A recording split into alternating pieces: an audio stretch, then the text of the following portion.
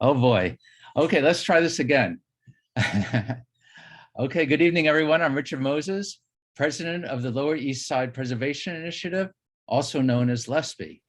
Our webinar tonight, which we organized to celebrate the current reopening of Broadway theaters, is called Behind the Curtain, a history of 19th century theaters in the Lower East Side, prepared and presented by Ralph Lewis of the Peculiar Works Project.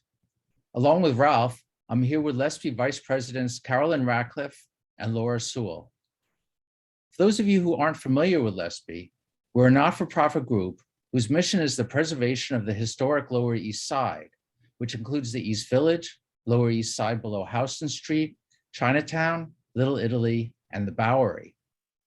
We work on a lot of fronts trying to protect our community's architectural and cultural heritage, and you can read more about the many things we've been up to in our fall 2021 newsletter, which went out by mass email this morning.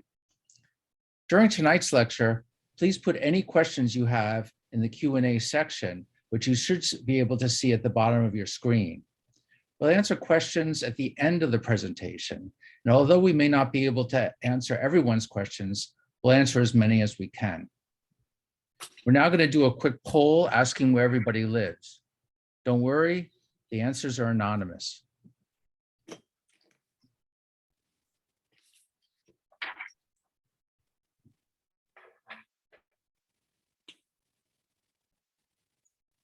Okay, here goes. So it seems as if it's kind of equally split between people who live within the Lower East Side and New York City outside of the Lower East Side, and then about 13% in the tri-state area, 10% outside the tri-state area, and 3% outside the United States, which we always like to see. So thank you everyone for participating. And I'm now very glad to introduce Carolyn Ratcliffe, who will introduce Ralph. It gives me great pleasure to introduce Ralph Lewis. I met Ralph at an art opening for our friend Sally Young, and he told me about this wonderful book that he had found about the history of theaters in New York City and how they began in Lower Manhattan. Ralph is an actor, performer, producer. He's the co-director of the Peculiar Works Project. He's done several of these events. The first one, I believe, was at Tompkins Square Library, and then we did another one at the Neighborhood Preservation Center. And each time he has morphed into doing something that is totally unique and wonderful. So I am hoping that you will enjoy this as much as I will. And thank you so much for coming. Ralph, it's on to you. All right, great.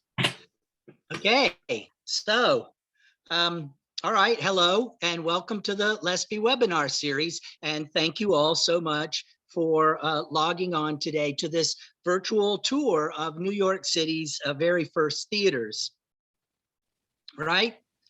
I hope this thing is on and you guys can hear me okay. I would ask for applause from you guys, but that might be the biggest shortcoming of these digital platforms, right? I mean, isn't that one of the things we all miss about theater, applause? And I know that the actors, they sure miss all of you out there. I wonder, is anyone getting back to live theater yet? Are you guys going to the theater? If so, if you have any recommendations for me of shows that I should see, please put them in the comments. And, you know, questions, as Richard mentioned, can go in the comments as well, and we'll go over them at the end. I know this isn't exactly pop culture, although it was at one time. So, you know, you might not know what to ask, but just know there's no such thing as wrong questions, okay? And please know if anything goes wrong with the technology, just hang on. I'm sure, you know, we'll reboot or we'll return or some sort of magic will happen, but these things usually have a way of working themselves out. So before I get started, I do want to give a big thanks to Richard and Carolyn and everyone at LESPI for having me back. Carolyn and Richard have been such a part of me getting this going, and so I'm very grateful to them. And I also want to give a special thanks to Laura Sewell, who will be helping me tonight. Okay, let's see. How do we get to the next slide? I think the poll may have changed things for us. There we go. Okay, gone is the poll. Okay, so I want to thank my team as well. I know this seems sort of like a solo show, right? But I could have never gone along this journey had I not gotten a lot of help along the way. And so while we're having the restart of Broadway shows and sort of fits and starts, I thought this is a great time to go back and take a walk down the downtown Manhattan streets and see how all of this began. Now, first, right, I am coming to you today from the old Broadway below Houston Street on ancestral Lenape land. And for the past 28 years, I have been creating indie theater in New York City, mostly downtown in the areas that we're going to be talking about tonight, as the co-director of Peculiar Works Project, which you know by now, right? What you should know is we do site-specific theater, which really just means we make theater, but not in theaters. So it's probably a little ironic maybe that I should be here talking about legitimate theaters. But I think if you love New York City and theater as much as I do, I hope you'll like hearing about some of its intersections tonight. Now, this all came about for me because I became obsessed with this book, Before and Behind the Curtain. And really now it's just an excuse to talk shop, which is something I love to do. But the book really, it sent me back in time to do all of this other research, you know, what was going on here, what was going on elsewhere, and actually what was lost. And so today, our tour will go mostly chronologically, but not entirely. And I'll warn you when that happens. So, but we'll start with the humble beginnings right up until 1851 when this book was published. Now, I hope you like the images, but I like to tell people this is more about theatrical archaeology than it is architecture. I'm going to take you to some places that I think are important to the theater community and also to the city more broadly, and introduce you to some of the people that really just wowed me in my research. And also, if you want to get a little bit more involved, you don't have to, but I've put together a few trivia questions along the way. So if you know the answer, type it in the comments as fast as possible, and we'll see who got the most right trivia answers at the end, and you'll get a little prize. So feel free to play along. Now, okay, so the book here, I love this title, Before and Behind the Curtain, or 15 Years of Observations Among the Theaters in New York. And the writing, I think, really gives you a feeling of sort of, you know, what the mood was like at the time. So I've asked Laura to read a few excerpts from the book as we go along. I hope you will indulge us.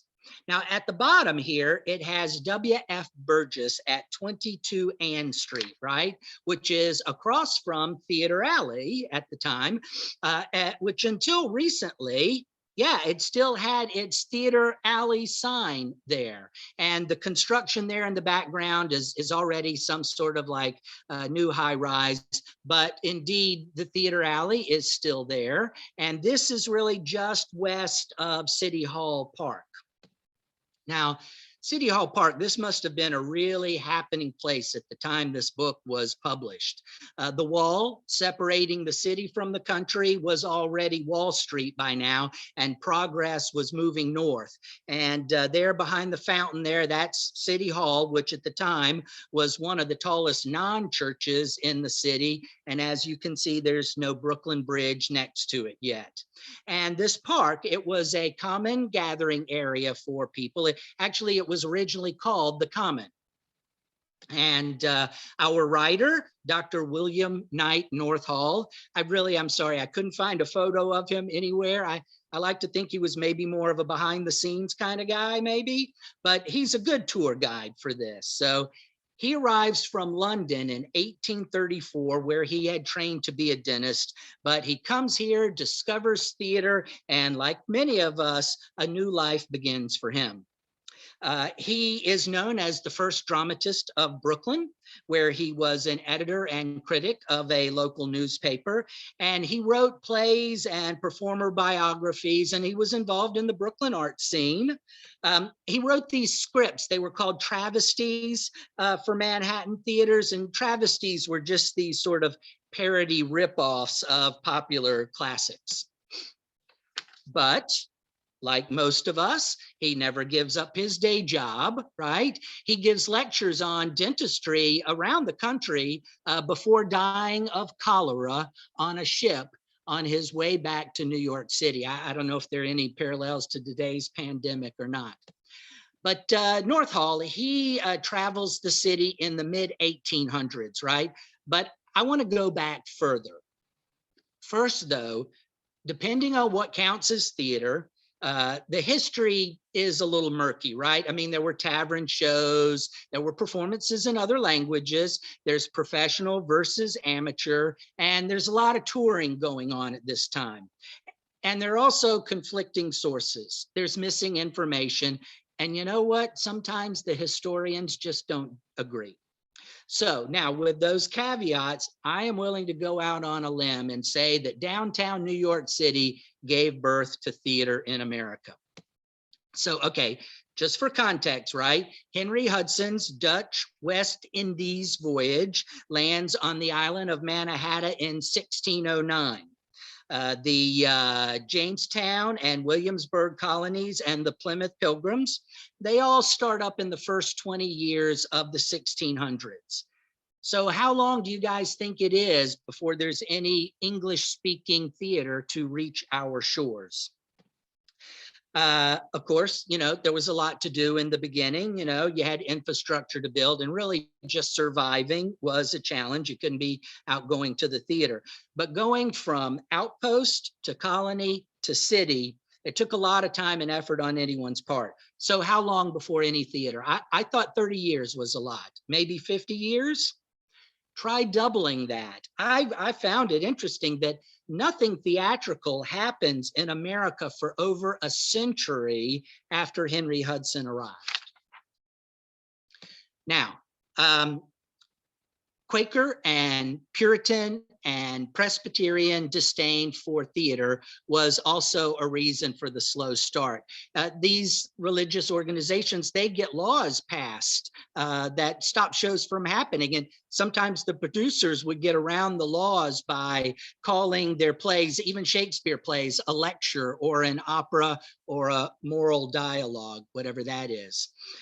Interestingly, though, the remnants of some of these laws can still be found in the names of theaters today that specifically avoid calling themselves a theater, like the Music Box or the Lyceum or the Brooklyn Academy of Music.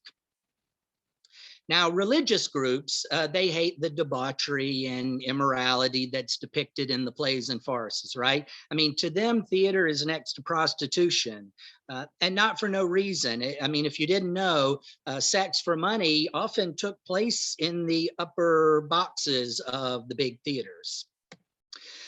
Another reason we don't know a lot about theater history is because it wasn't really something people were proud to talk about, right? I like this historian who said, the story of early American theater is not so much told as it is told against. Because most of what we know about the early theater, or a lot of it anyway, is from people filing legal court documents trying to stop it.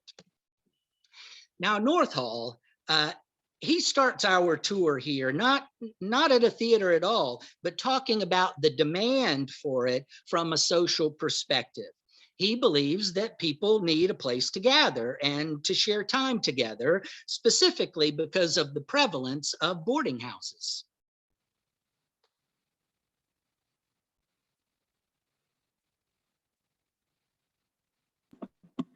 A boarding house offers very little to make the fireside attractive. There's no domestic purpose in the arrangements of a boarding house beyond eating, drinking, and sleeping. The boarders will be polite to each other and strictly observe the courtesies of life, but the heart has little to do with this. There's no bond of union among the lodgers of a boarding house. Scarcely anything short of a murder or suicide has sufficient interest to cause one boarder to feel an interest in what may be occurring to the gentleman in the next rooms. The consequence is that in the absence of fireside enjoyments, the boarders are entirely thrown upon their own resources for amusement. Public places of entertainment offer the readiest solutions to these poor, undomesticated animals. Yes, so, okay, our tour really begins here in Lower Manhattan, way before skyscrapers, right? Yeah, right down there on Nassau Street, between what is now John Street and Maiden Lane.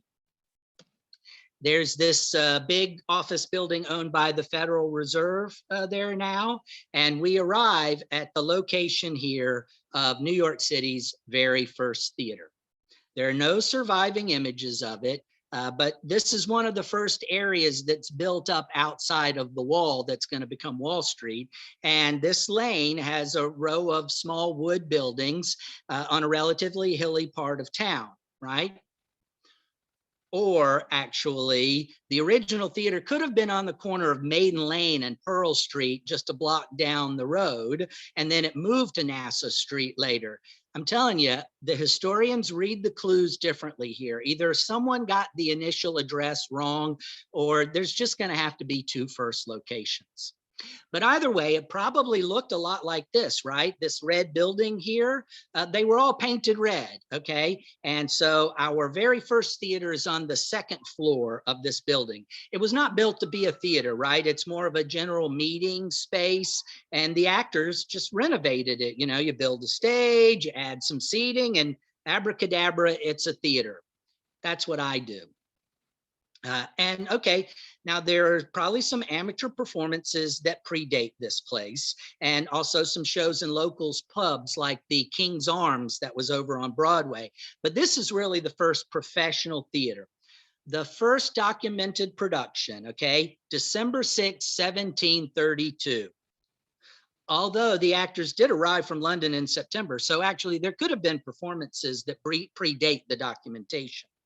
Some historians call this the Nassau Street Theater. Some call it the theater on Nassau Street. But really at the time, it was just called the theater. You know, I mean, if you told your friends, meet me at the theater later, they knew exactly where to find you. And some reports call it the New Theater, which could be a clue that it had moved or that it had burnt down and been rebuilt, because they would have all been called the New Theater. It was a common thing that happened a lot. Okay, I'm ringing my bell. It's time for our first trivia question. I have them all right here. So hands on buzzers, or get ready to type in the comment section. Here's our first trivia question. Okay, what is the name, both then and now, of the first east-west road that was laid north of the wall, or north of Wall Street? What was the first east-west road north of the wall? Think about that. Type in your answers. Okay.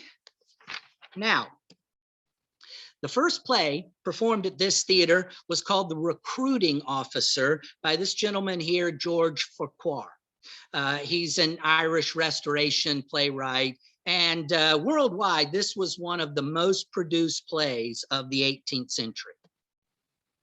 At the time, the building was owned by a former colonial governor. This guy on the right here, Rip Van Dam. What a name, right?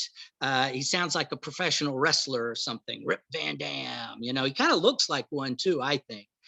Anyway, he is the one who made it possible for theater to finally make its New York City debut.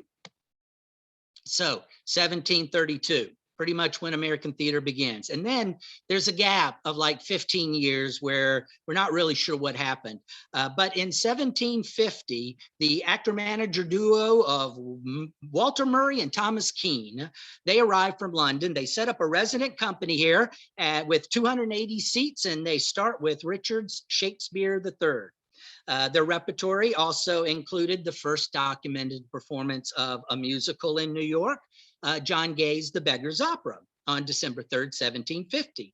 And at the time, that was also a smash British hit. But after only a couple of years, now Murray and Keene, they head off to find other audiences in other colonies. And soon enough, they get replaced by the Hallam Company. And the Hallums are both figuratively and literally the first family of American theater. They came from London, most of them. You see, William Hallam is the patriarch of a British theatrical family, and he's about to go bankrupt. So what does he do? He sends his brother Lewis to America to check out the scene. And Lewis Hallam, he actually arrives in the Williamsburg colony first in 1752 with his wife and 3 children, a company of 10 actors, and a stack of about 30 plays. Performed there for a while, but after about 11 months, they tour to some other colonies before they arrive in New York, and they rebuild this Nassau Street venue. But the Nassau Street was really more of a home base to the Hallums. They would leave town several times over the years when other governments would permit them to perform plays in their colonies. And in addition to performing in other colonies, in 1758, they go to Jamaica for a stint, and this theater here actually gets replaced by a German church. So over the next few years, New York City has a couple of temporary venues, but I want to take you to the first theater-only theater that opens around the corner on John Street on December 7th, 1767. Now, John Street today, 1521 John Street, is home to a variety of small retail, including a French bistro, an Irish pub, and the ubiquitous Duane Reade. Honestly, I have no idea if those businesses are still there since the pandemic. Like the theater on Nassau Street, this too is just called the theater. It's said to be the 5th formal theater, but it's really the first permanent theater in the city. I like the way it's sort of set off of the street here and has like an enclosed walkway for audiences. That seems uncommon for me at the time. And at some point, they even expand the backstage in the back into the building to finally have a legitimate dressing room. Now, the John Street Theater, it had a pit, 2 tiers of boxes, and a gallery above that. And its seating capacity is said to be about 750. It was modeled on the Southwark Theater, which was a theater in Philadelphia, which was itself inspired by a London theater design. But get this, Lewis Hallam dies while the Hallam Company is in Jamaica, and his widow, Sarah, she remarries another theater manager down there, this guy, David Douglas. Now, I tell you, if we're building statues to women, I'd like to recommend a statue of Sarah Hallam here in this picture with her son, Louis Jr.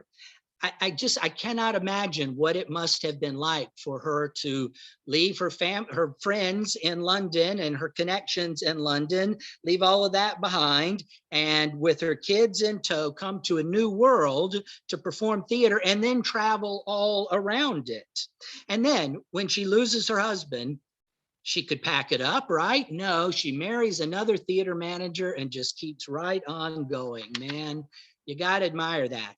And David Douglas, he had already been performing down in Jamaica with his company for a while. So they actually merged the 2 companies. They returned to the US and they toured as something called the American Company with Louis Jr., who was their leading man at the time. And, you know, these were family-owned businesses, right? Theater craft was handed down from one member to another. But Lewis Hallam, to read about him, he might be America's first star.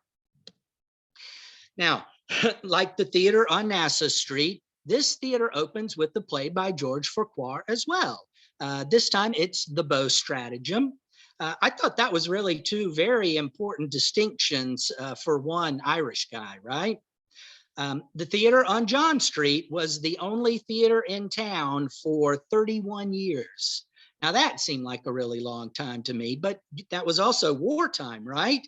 Less than a decade into their run here, the Continental Congress bans theater in America. And the British soldiers take over this John Street Theater and others too. So the Hallams and Douglas take the American company back to Jamaica. They were lovers, not fighters. And the British troops, under the direction of Major John Andre, they stage plays here to maintain the troops' morale. After the Revolution, the British withdraw in 1783. And 2 years after that, the Hallams return to town and to the John Street. First, we have our ring my bell.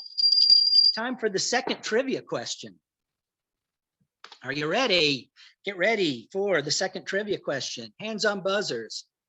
Okay, so who was the infamous Patriot officer responsible for the hanging of Major Andre? Everyone else got away, but Major Andre was hung for his association with this infamous American patriot. What is his name? Okay, moving on. There was a lot of Shakespeare performed in the colonies, right? Very popular. But another important play to debut at the John Street was The Contrast. And that was in 1787. It was the first play written by an American, Royal Tyler here, to be performed professionally. Now, the play, it satirizes Americans who follow British fashions, right? So the contrast is between us and them. It's mostly known for its prologue, debating homemade versus imported goods. It also gave birth to the Yankee as a character in American culture. Okay, now let's go to the first big theater a little bit further north there, okay?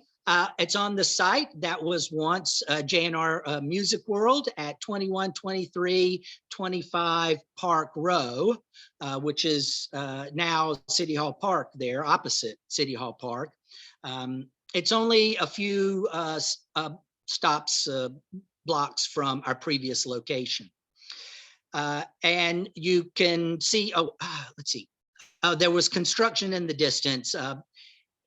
Anyway, the entire block there now is luxury condos, and I can't really talk about those.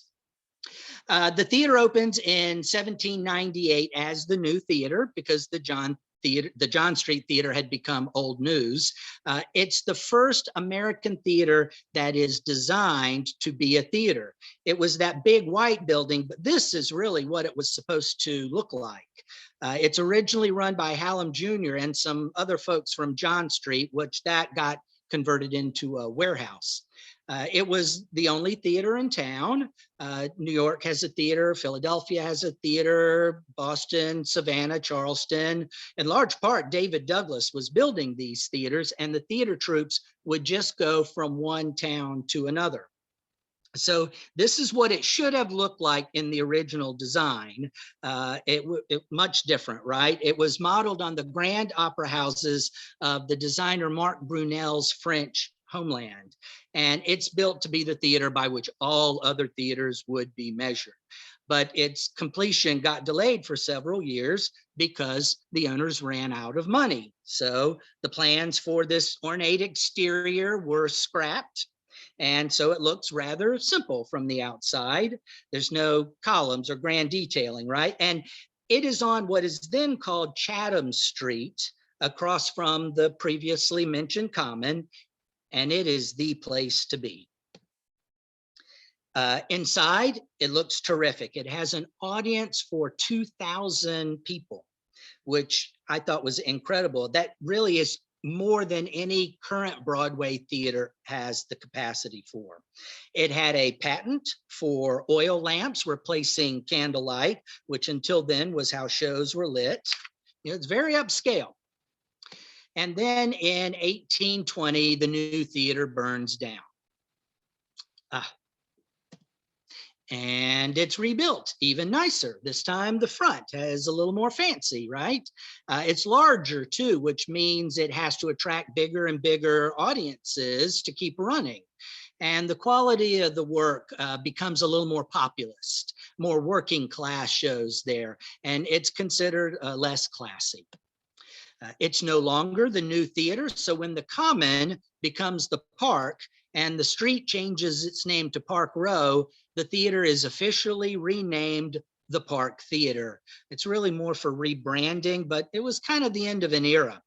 By then, there was a debtor's prison next door, a tent city, and an almshouse in the park across the street. The Great Fire of 1835 reinvented the area from a wooden town to a stone-built city. It was a horrible fire, I understand. In 1837, there's actually a Great Depression. So if you couldn't find a place to live, even a boarding house, you ended up living in the park across the street from this. North Hall really thought the Park Theater was becoming run down, and he'd rather take us to another location. But before we do that, it's time for trivia question number 3. Boy, we're running right through these. Trivia question number 3. Okay, so first it was called Chatham Street. Now it's called Park Row. And in the middle, it had a long-time nickname. What was that nickname? So some people should know that, right? Oh, right. So this theater actually was in operation for over 50 years. It was a really long time, but midway through it, something important happens. Other theaters open. First, just some short-term things, and then right up there, the Chatham Theater opens, and for the first time, Manhattan is no longer a one-theater town. So we're going up a little bit north there to Chatham Row, toward Bowery, between Pearl and Duane Streets. It is on what is now the Metropolitan Correctional Center. It was a combination saloon and pleasure garden and theater. Some even called it the Chatham Garden Theater. But in 1823, it is the hot new place to be. Not counting circuses, bear baiting, and cockfighting and other entertainments, this is really the first competition to the Park Theater's supremacy, if only for a couple of years. The Chatham Theater, it does look a lot like the Park Theater inside, but if you compare the images, you can tell this is just a little bit more fancier. There's more detail on the interior. And it's not the only theater built on the grounds of a garden. You know, there were the Mount Vernon Gardens, the Grove Theater, Niblow's Garden, and even Madison Square Garden. And so I want to go off the grid here a moment and talk about gardens, because gardens play such a pivotal role in people's lives and in the development in New York City, really. I mean, imagine at the time, right? There's no parks department, there's no national park services. That just wasn't something government knew that it was going to have to run one day. So unless you're going to risk your life out in the wilderness, gardens are a place that you can go and experience nature safely. You pay a small fee, you can walk around, there are entertainments, musicians, dances, even fireworks, lots of stuff going on in the gardens. Now, the very first one was the Bowling Green Garden, which was on the Hudson River below Chambers Street. And in 1764, it gets converted into the legendary Vauxhall Garden. It's modeled on an even more legendary English garden by the exact same name. I thought it was interesting that our Vauxhall Garden got pushed around to 3 different locations. It moved to Broome Street near Mulberry in 1798, and in 1805, it moved between Bowery and Broadway, between Great Jones and Astor Place. And today, here's what that looks like looking north up the recently redesigned Cooper Square. There's no Lafayette Place, so at the time it was a really large garden, now filled with buildings, while London's Vauxhall Garden stands today as a glorious public park. That bell means it's time for trivia question number 4. Barbara's usually here to ring the bell, but she's in Scotland. Anyway, okay, question number 4. Get ready to type your answers. Okay, what local tavern today still bears the name of its proprietor way back then, who was the first owner of a pleasure garden? Thought it was interesting. It still bears his name, his tavern, and he owned our very first pleasure garden. So what is the name of that tavern? Okay. So let's move on. Okay, so now not only am I going to take a chronology exception, but I'm also going to take a geographic exception as well, because this next theater was forced to move around a lot. And it's a very interesting theater that also moved from downtown to Greenwich Village as a pleasure garden. It was known as the Grove Theater, and today is the African Grove Theater. It was last located at 165 Mercer Street, which is just below Houston Street. At the time, this was outside of the more and more congested city.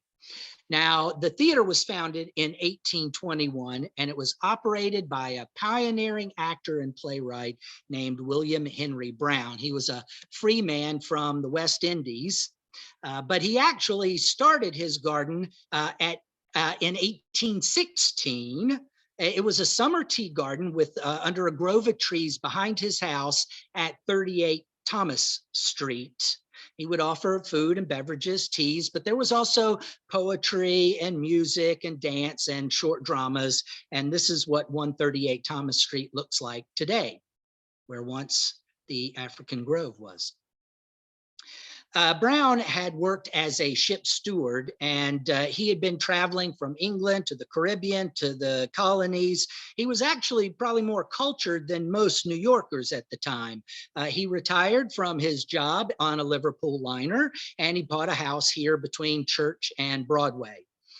And then at the suggestion of one of his customers, this guy, James Hewlett, a fellow steward and entertainer as well, Brown upped his game, right? Together, they would hire other Black actors and put on these full-length theater productions. The theater repertory was mostly Shakespeare adaptations with comedy skits and farces between the play acts. And Hewlett here was the first Black man to play the leading role in Othello.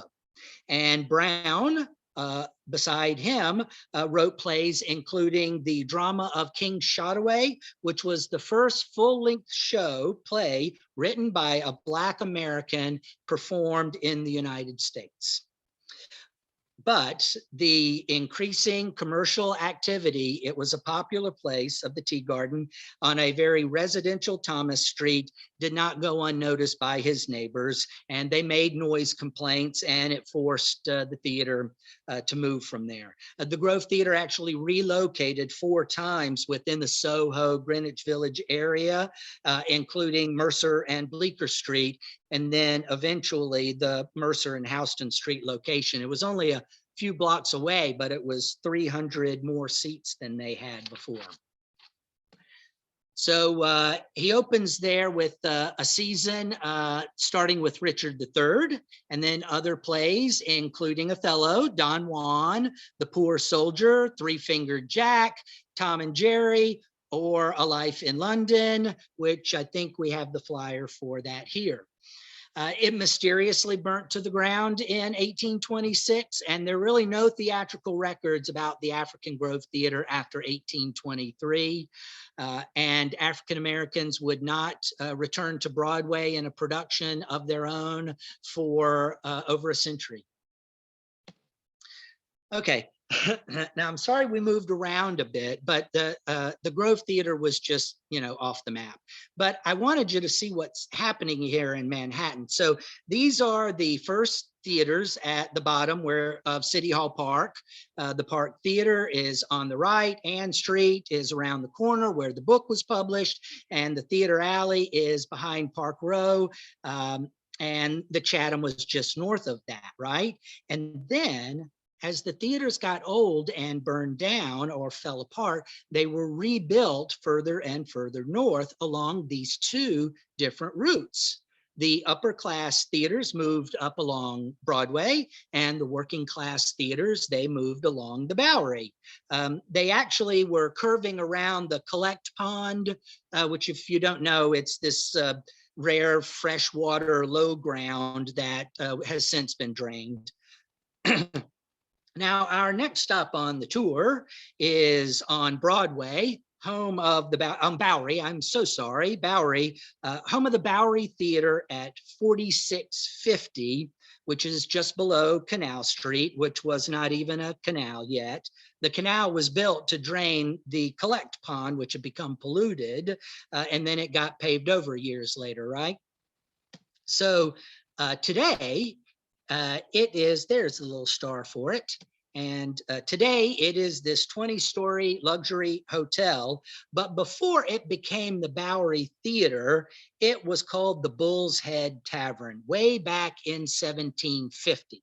So, okay, I'm going to take another chronology exception here. Let's go all the way back to 1750 when the city was still called New Amsterdam. And this outpost really was far north of the wall before it became Wall Street. This is a saloon and a stable where the butchers would hang out drinking, waiting for the drovers to herd the cattle down the Bowery, and they would make their beef purchases in the stalls here at the Bull's Head. Now, the Astor brothers, butchers Henry and John Jacob, they're not much for drinking, right? So what do? They head up the Bowery and they buy the best cattle before they can reach the Bull's Head Tavern. The brothers end up making so much more money than the drunk butchers back at the tavern that they eventually buy the joint. Later, even richer, they tear it down. And in 1826, they build the Bowery Theater, originally called the New York Theater, then later the American Theater. Now, get this, this is just 3 years after the Chatham Garden Theater had been built, competing with the park. So for the first time, we have 3 theaters in New York City, all competing for your entertainment dollar, or rather coins. And it also burns down more than once. And each time it's rebuilt, it has a different number of columns in the front. The Astors, they wanted a respectable venue to compete with the high-class theaters that were popping up over on Broadway. So the second structure was, even larger, had seating for 3,500 and was even more upscale. It didn't stay classy long, though. Soon enough, it joined the Chatham Theater in its working class and immigrant appeal. And even though it's the first New York City theater to present ballet, it was also the home of vaudeville and minstrel shows and other blue-collar entertainments. And it's rebuilt a third time. This time it has even fewer columns. I wonder if it was resigning itself not to be so high-minded. Still, a very nice theater. I mean, the Bowery Theater, it lasts a really long time and sees many changes and at least 5 fires, I understand. Now, meanwhile, let's check over on Broadway, where there is the city office building. There it is. The National Theater rises up. I mean, it's one of the first big theaters on Broadway. It's built in 1833 on the northwest corner of Church and Leonard Street here. It had a former life as an Italian opera house, but my understanding is that failed badly. Clearly, the National Theater was our writer's favorite theater, and it gets the most ink by far from North Hall. He often compares it to the Park Theater and how this is so much better. And of course, it burnt down like many of these other gaslit theaters, and North Hall really captures this very well. I'm not sure why, but he is obsessed with this fire.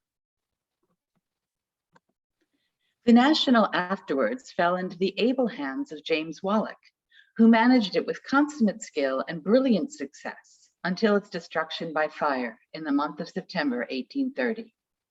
The destruction of the National exercised such an influence upon theatrical affairs in New York, and for purposes which will be seen in the course of this work, I shall give here a well-authenticated history of the burning of the establishment. And he goes on and on for pages about this fire. The flames now burst forth with awful violence from the roof, and such was the intensity of the heat at that time that the roofs of the African Church in Leonard Street, the splendid French Church in Franklin Street, the Dutch Church also in Franklin Street, and 4 dwellings took fire almost at the same moment. The awful grandeur of the scene at this time it is impossible to describe. We never beheld anything surpassing in splendor the appearance of the interior of the theater, which was filled with a living sea of flames, dashing its frightful waves on all sides, and then rising in immense columns towards the sky, while every opening around the splendid area vomited forth fire.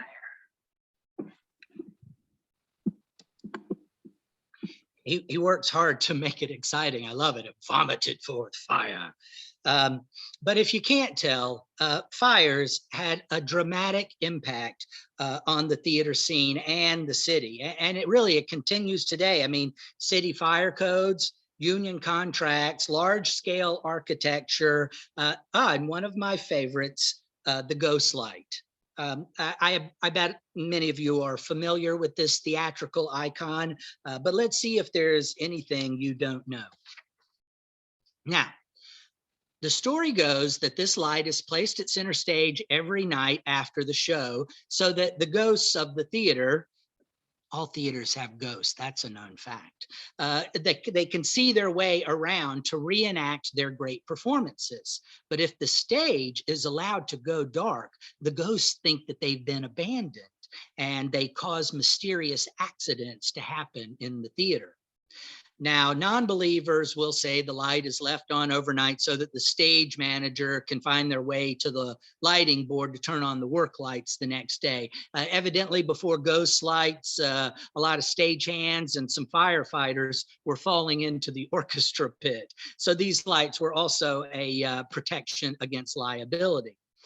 There were also theories about testing dimmers, electrical current, but really this light is one of the last remnants of theater's first days. The very first performances were lit by candlelight, right? And this was very dangerous, but usually when candles were around, there were performers nearby to snuff out any wayward flames. But in 1816, gas lights become the new big thing. And now fire was already the greatest threat to wood-built structures, right? But with the introduction of gas, theaters began to burn down at an even faster rate. I mean, we're talking hundreds of fires, and there weren't that many theaters yet. So the gas pipes, right, with their faucets, they were notoriously leaky. And if a light went out, the gas would build up in the theater. And the next morning, if a smoker would light up or the lights were turned on, boom, the place would explode. So to prevent the buildup of gas, this ghost light was placed on stage to burn out any wayward fumes. So the legendary ghost light is just a big old pilot light, but that's not as much fun as theatrical ghosts, right? So 1881 is when electrical lighting systems were installed, and that was the end of gas. But the ghost light was already serving so many purposes by then. And if we ever get back to seeing theater, hang out after a show one time and see if they don't bring out a ghost light. They're still in use today. Now, the big fire at the National, it put a lot of actors out of work, and they were not happy about that. They had achieved a level of respect, and many of them ended here further up at the Olympic Theater.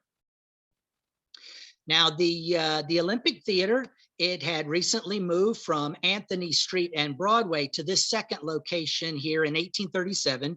At 444 Broadway between Howard and Grand Streets. It's now part of the Broadway shopping corridor. Now, it's modeled after a London theater by the same name, and only after a couple of seasons, this out-of-work actor-manager named William Mitchell takes up at the Olympic, launching the first English-style burlesque in America, and soon enough, this place is known as Mitchell's Olympic. A favorite impresario in the book, Mitchell gets his own section.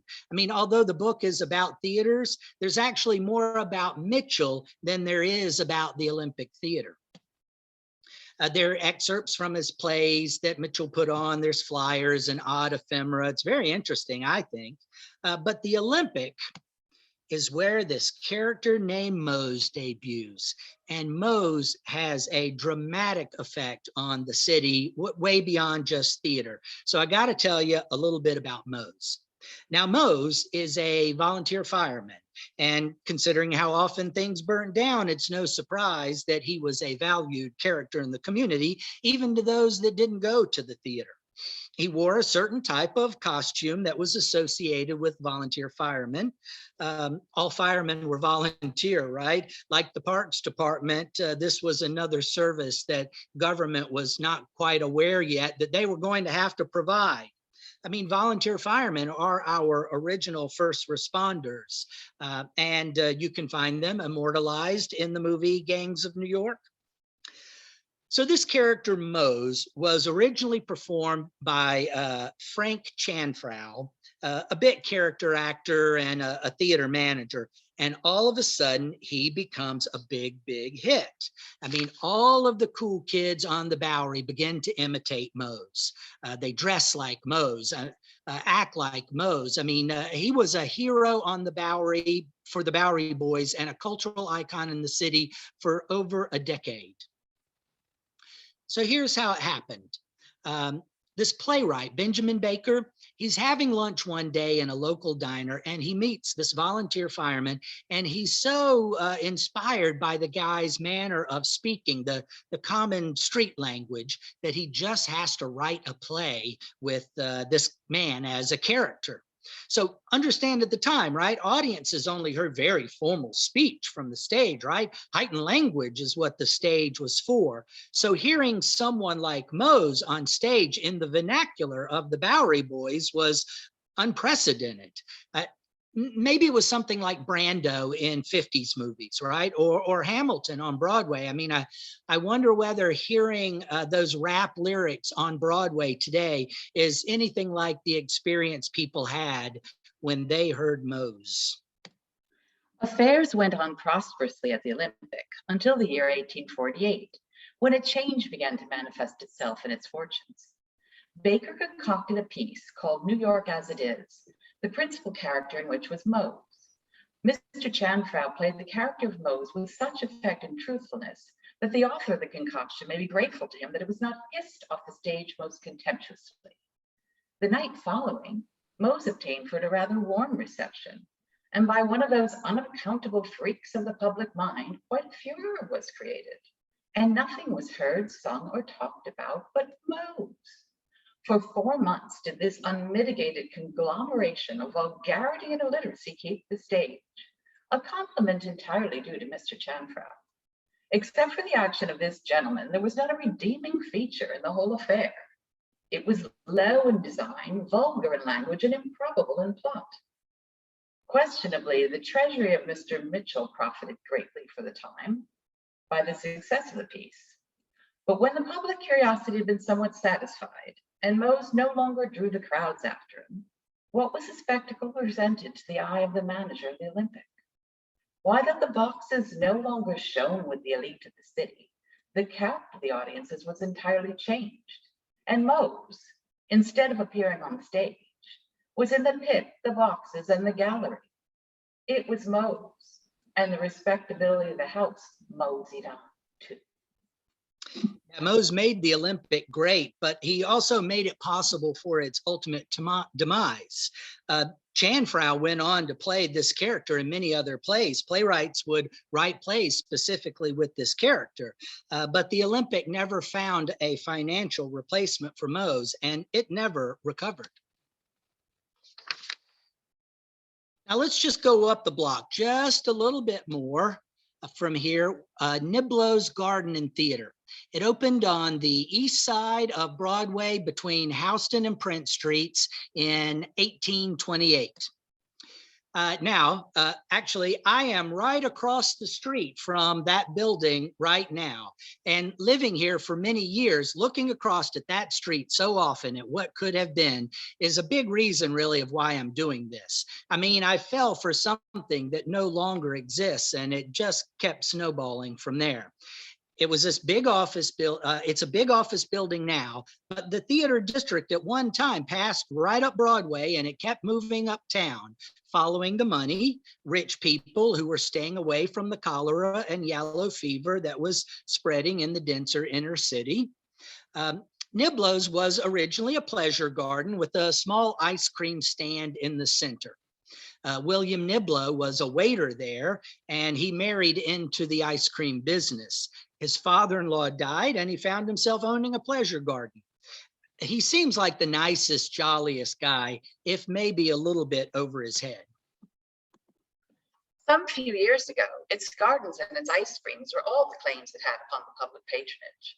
For the concerts and the other entertainments were looked upon as something just thrown in with the punch and cream.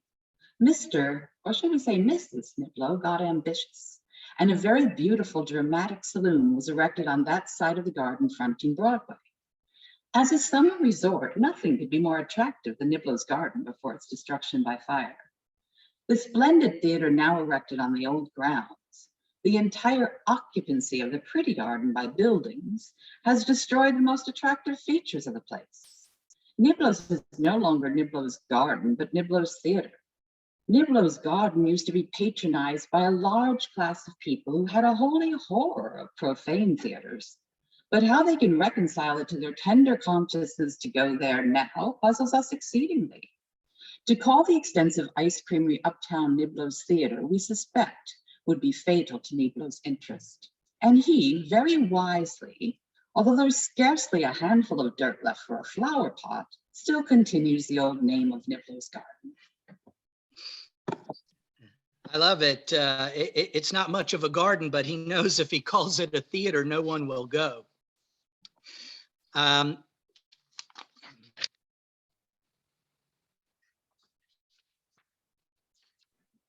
So it burns down and is rebuilt even bigger.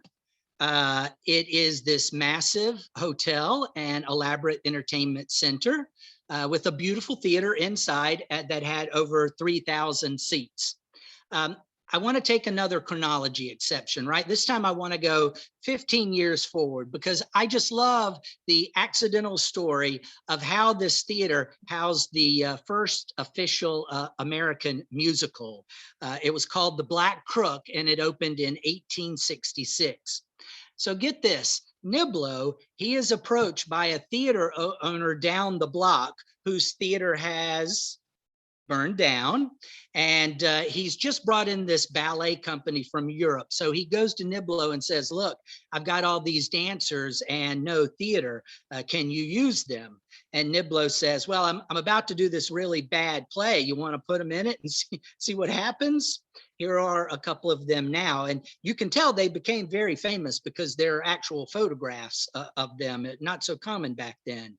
But it totally bastardizes the playwright's work. And this guy was not happy about it, but it becomes the biggest hit ever. And that is how the American musical theater genre was born.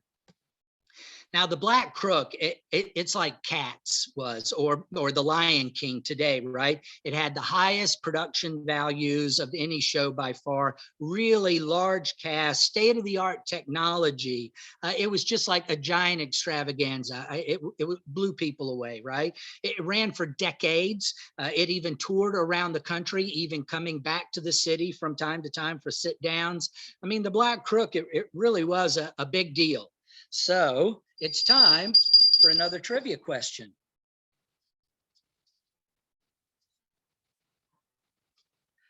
Okay, trivia question number 5.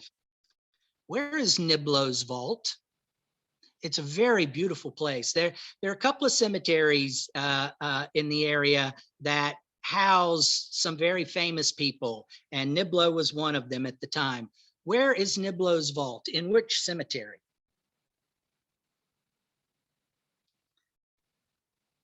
All right. So now let's go up the block just a little bit more to Astor Place, the Astor Place Opera House, which was below 8th Street between Broadway and the Bowery. I found it really interesting that such an important theater was located where these two competing boulevards almost reconnect geographically, right? I mean, the geography alone looks like theater was destined to collide here. Now, there's a Starbucks on the corner there today, and there have been apartments above it since 1995. And the Astor Place Opera House is really not remembered for very much, but one event, the Astor Place riots in 1849.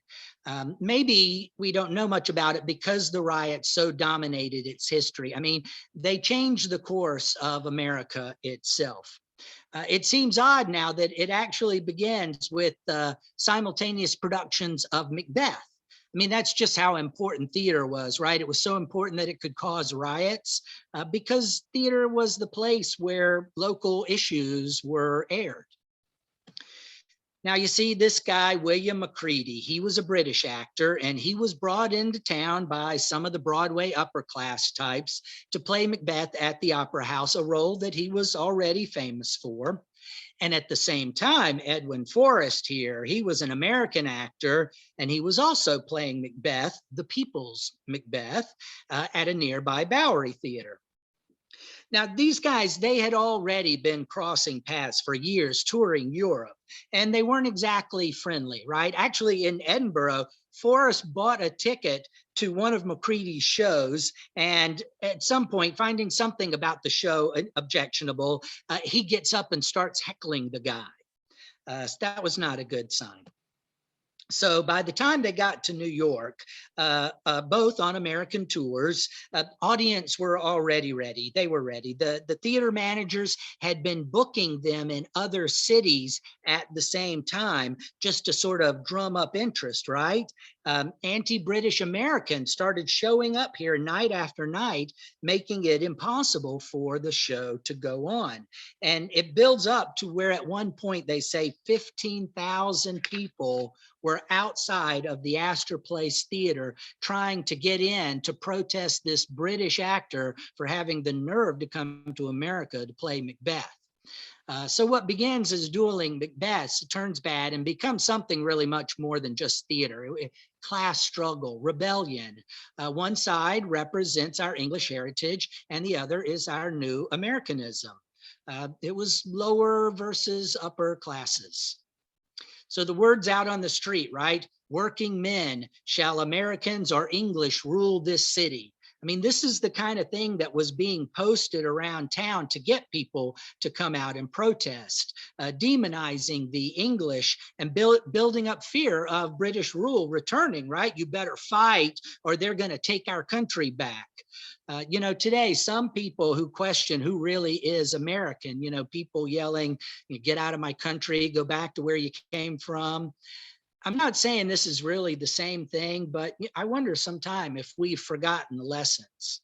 And to think it started by two ham actors. At that instant that Macbeth, after the exit of the servant in Banquo, strikes that superlatively tragic attitude where he exclaims, "Is this a dagger which I see before me?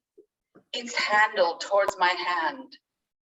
A chair of respectable dimensions was suddenly hurled from the north wing of the amphitheater, where it nearly overhangs the stage, accompanied with a stentorian answer which sounded clear and distinct even above the fearful uproar which filled the house at the time. "No, you miserable John Bull, it's a chair, and be damned to you." The missile fell at Macready's feet, crushed into shapeless slumber, while the startled actor for the first time evinced signs of wavering. "Go off stage! Clear out, goddamn your English soul!" Another was following it, and was already midway in his descent from the upper regions when Macready, doubtless considering that he had stood this sort of appeal full as long as prudence warranted, vanished between the wings, and the curtain fell amid hootings and screams such as only could be imagined as prevalent pandemonium. Thus passed the first memorable night of the Astor Place riots. Had the matter ended there, it would have been well. We might regret indeed that a stranger and an actor of really great merit should have met with such uncourteous treatment, but we should have been spared the remembrance of one of the darkest stains upon the character of our city. So yes, after a few days, the crowds kept showing up and the National Guard is called in. They cannot get the crowd to disperse, and eventually they crack down. They shoot over 100 and kill more than 20 Americans. Now, this is not the first or the last riot, but it's the first time that our government kills its very own innocent citizens. And it's one of the worst riots in US history. It is indeed a great stain on our society. And I've never heard it documented so well as in this book. It's one thing, to read the history today, someone writing about what they think happened a century ago. But this writing is just a couple of years after the riots took place, right? I mean, it's such a special insight into such an important event in American history, right? And this is the inside scoop from someone who was there. Okay, now nothing can match that drama, but I do want to share just one last quick chapter on Phineas Taylor Barnum and the American Museum. I'm a big fan of circus art, so I've read a lot about this now controversial showman, but nothing like the way North Hall captures him, right? We're really off the map now because P.T. Barnum takes us all the way back downtown to where our journey began at the Tweed Courthouse, where it stands today. After some time as a small business owner in Connecticut, Barnum comes to the city in 1834. He actually got his start managing Vauxhall Gardens, but the fledgling American Museum was to become his masterpiece, right? It started on the north side of City Hall Park in the former almshouse. And then it moves to this much larger 5-story building on the corner of Ann Street and Broadway, where the skyscraper stands today. If you don't know the area, it's across Broadway from St. Paul's Chapel on the right, and just south is City Hall Park to our left. And in 1841, Barnum purchases both the building and the assets, and he turns it into his own kind of special entertainment complex, selling hoaxes and human curiosities and dioramas, panoramas, and cosmoramas. I'm telling you, the place was part zoo, part lecture hall, part wax museum, part theater, part freak show. It contains a lot of the typical humbug that we know Barnum for, right? But he also exhibited General Tom Thumb, a very small but very talented performer. Tom Thumb and Barnum, they toured together off and on for decades.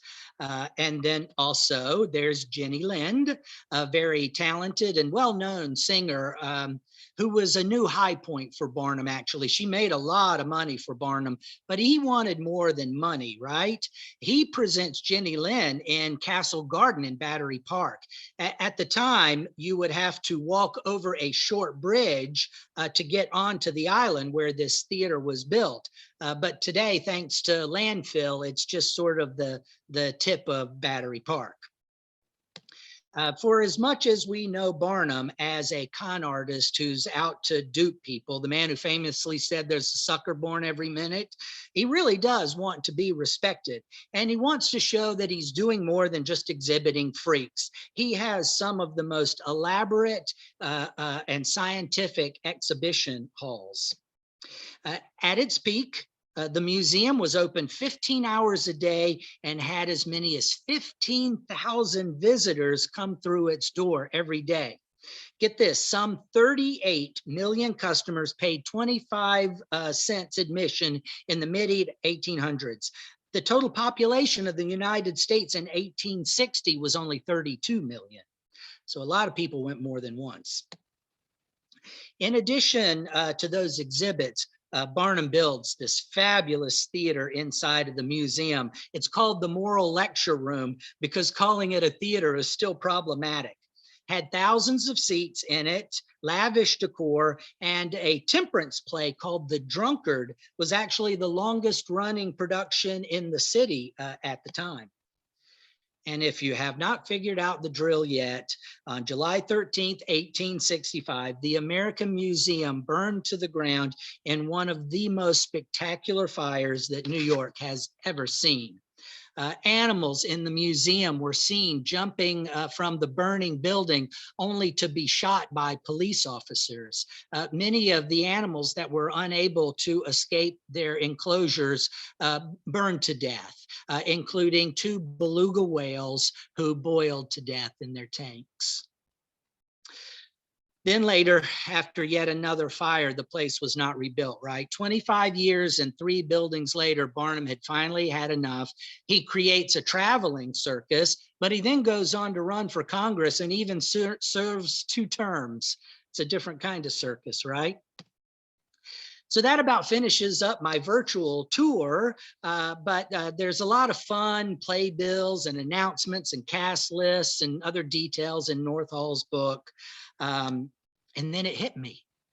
I can see what this guy is getting at, right? Even though I'm sure he couldn't see it, but this was the birth of Broadway, how it starts moving toward Midtown. I mean, after Astor Place, the theater district settled around Union Square, where the famous Academy of Music stood. And then for a while on 23rd Street, the very first Madison Square Garden actually anchored an entire district for many years. There were several fabulous theaters between there and Midtown, not to mention the whole Second Avenue Yiddish theater section district, which could be its own thing. If it weren't really for Central Park, I imagine that the theater district would have kept on moving, and it might be in Harlem by now. Who knows, right? So, okay, you guys, we have one last trivia question. Okay, so get ready. I don't know how hard this one is. So the Lyceum Theater is currently the oldest Broadway theater. It was built in 1903, the same year the Hudson and Amsterdam theaters were built. But what is the oldest surviving theater in the theater district? It's not a Broadway theater, but it is older than any of the others, and it still survives today. What is the name of that theater in the theater district? Okay. So we might not have boarding houses like they did, but you know, a lot of us still live in awfully small places. So having somewhere to go and people to see, I think is still very important. These days, I know I'm more aware of it than ever.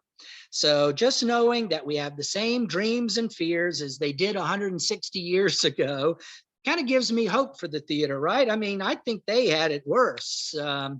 I mean, it doesn't mean we won't be dramatic about it, right? But I hope we can all get out there to theaters, indoors or outdoors, whatever the comfort level, and enjoy some theater soon. And if anybody ever asks you how theater began in New York, now you'll have the best available answers. So I want to thank you all for listening to this.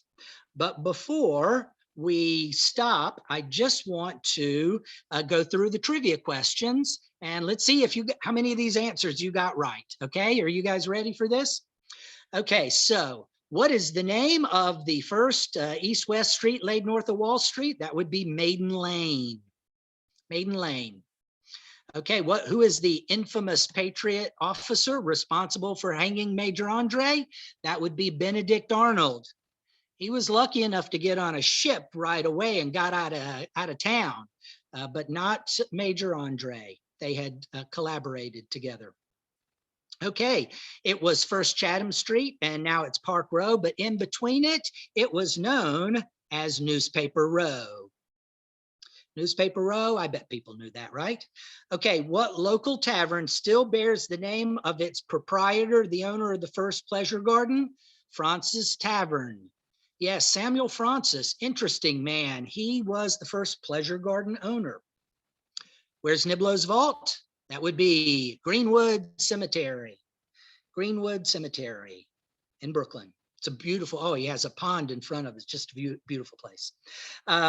While the Lyceum Theater is the oldest Broadway theater, what is the oldest surviving theater? That would be the New Victory Theater. The New Victory Theater. So, and that's it. I think we're gonna move on to some questions now. Maybe if Richard is able to come back and see if you guys want to talk about any of these places. That was absolutely phenomenal, Ralph. I think we need Thank you some so much. applause. I hear you. I hear you. Encore, encore. So yeah, that was really fascinating, and the illustrations are amazing, of course.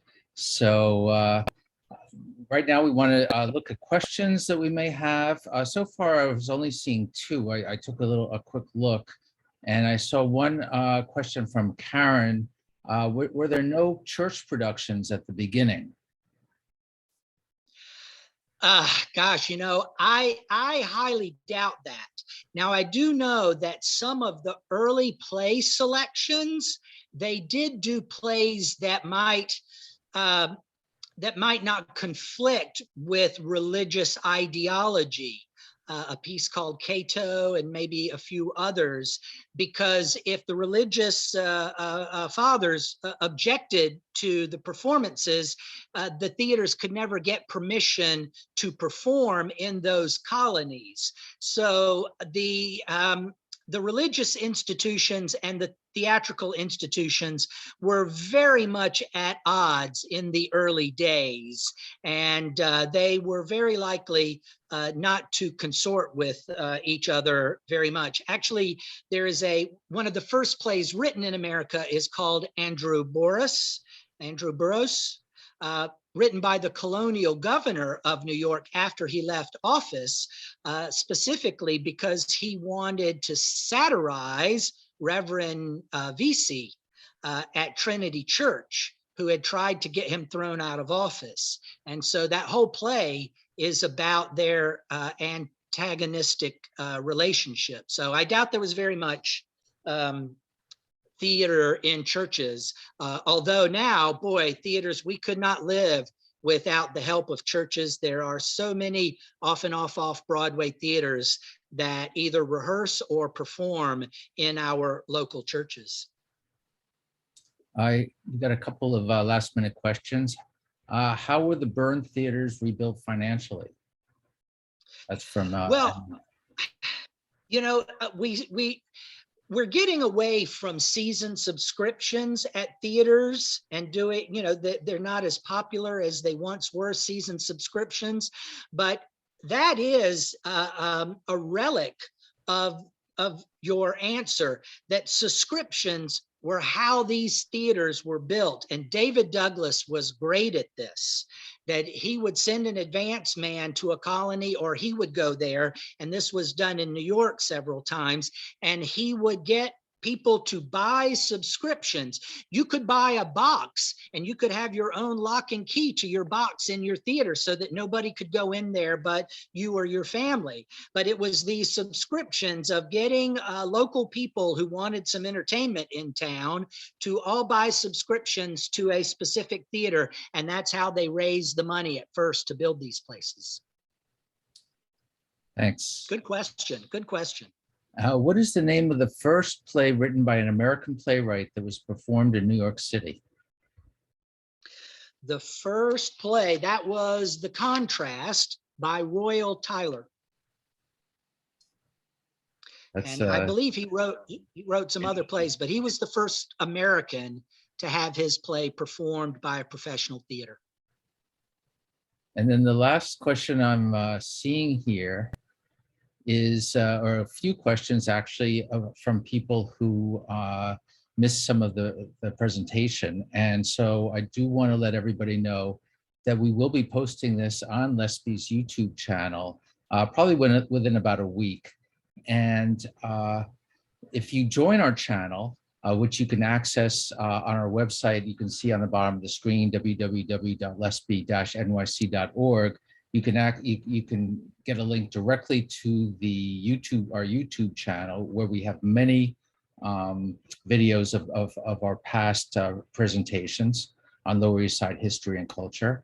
Or you can just go to YouTube and if you type in Lesby YouTube or Lower East Side Preservation Initiative YouTube, it should come up.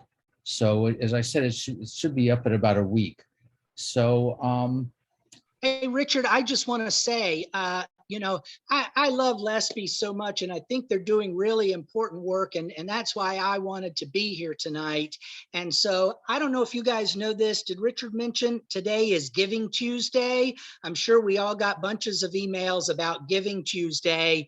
And I would just say, if you appreciated any of this webinar tonight, you know, maybe they can post the link to donations in the chat, or go to the Lesby website. I'm sure there's a button you can click on and make a Giving Tuesday Lesby Day and give to Lesby. So thank you all for that, Richard, and thank you. Oh, thank you, Ralph. I couldn't have said it better. And yeah, we would appreciate any donations. We're a volunteer organization, but we do have a lot of expenses to keep the ball rolling on these webinars and on our advocacy. And so anything that you can, any gift that you can provide would really be greatly appreciated. So one other thing I wanted to mention is that we have a regular roster of webinars, which lectures, book talks, that type of thing that we schedule over the course of the year. So keep your eyes open for future webinars and hopefully soon live events if we get through this pandemic in one piece. And so hopefully you can attend more in the future.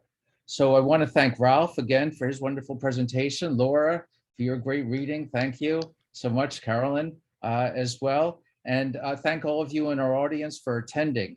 I hope you have a great night and a very nice holiday season. Thank you again. Bye-bye.